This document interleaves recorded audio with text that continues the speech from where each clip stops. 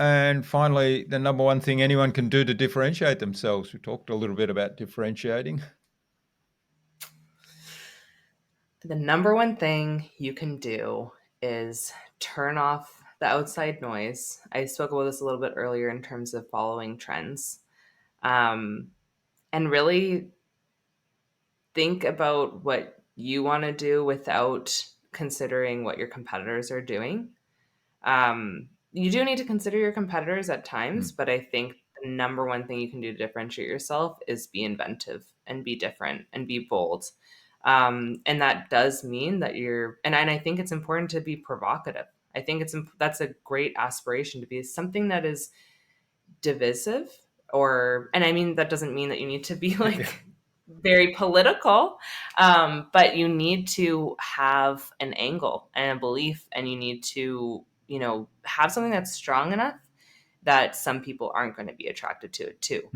So if you're just saying something super simple and you're saying something that is, with an aim to please everyone and get as much business as you can through the door and not turn away anyone, you're way too boring. So I think that's it's really important to just turn off the noise, sit, and really make sure that your vision is in alignment with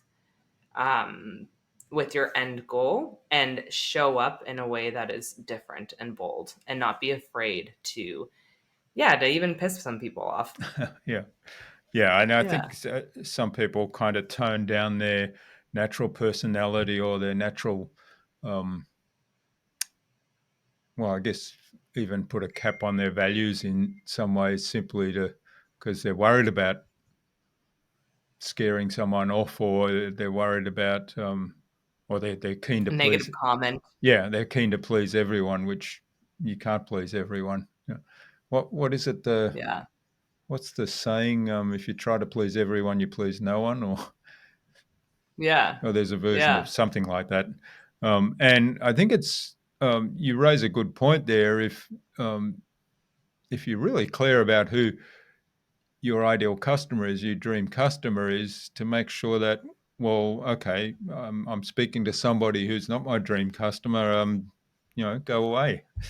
I'm not for you, and I can't help you. Yeah. It's important to, I think people are more attracted to somebody who is, and it's just like dating, right? Somebody's more attracted to somebody who confidently knows who they are, who they're for, and why they're different, and they're unapologetic about it. Hmm. That's way cooler. And you should do that in your brand too.